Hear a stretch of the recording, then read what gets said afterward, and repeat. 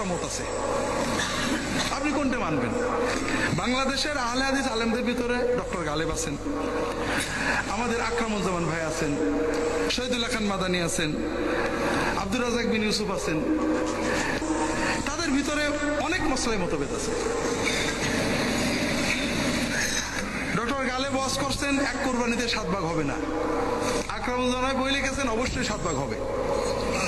আমাদের মুজাফফর বিন মহসিন আমার বিরুদ্ধে বই লিখেছে, আল্লাহ তাকে বড় করে।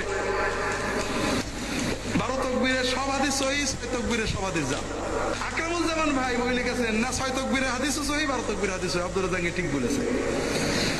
আহলে হাদিসদের আলেমদের ভিতরে মতভেদ আছে। আলবানী, ইবনে বাজ এবং উসাইমিন, এই 3 মহান পণ্ডিত আকীদা এবং ফিকহের বিষয়ে যেসব বিষয়ে ইখতিলাফ করেছেন, মতভেদ করেছেন, তার কিছু সংক্ষেপ বর্ণনা, তাতেও প্রায় 400-র মতো। তার মানে এত বড় মুহাদ্দিস, এত বড় আহলে হাদিস, এত বড় আলেম, 400-রও বেশি আকীদা এবং ফিকহের মাসলায় মতভেদ করেছে। তার একটা আপনাদের বলি মজা, আমার বইয়ে পাবেন। আমরা নাভির নিচে বা বুকে হাত বাঁধা নিয়ে ঝগড়া করি, ঠিক না? আরেকটা ঝগড়া আছে, রুকু থেকে উঠে হাত কি ঝুলানো থাকবে না বাঁধা থাকবে? শেখ আব্দুল আজিজ, আমাদের হানাফি মাযহাবে বাঁধার কথা আছে, আমার বইয়ে পাবেন। আমরা বাঁধি না। শেখ আব্দুল আজিজ বিন বাজ বলছেন রুকু থেকে উঠেও হাত বাঁধা রুকুর আগের মতোই সুন্নাত, করলে সওয়াব আছে, না করলে গুনাহ নেই। আর আলবানী বলছেন যে রুকুর থেকে উঠে হাত বাঁধা বেদাত, নাজায়েজ, গুনার কাজ।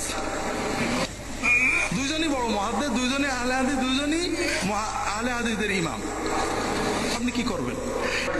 আহলে হাদিসদের আর একটা কাজ ভয়ঙ্কর খারাপ, সেটা হলো তারা এই ছোট ছোট ফিকহি মাসলাকে দিন মনে করেন।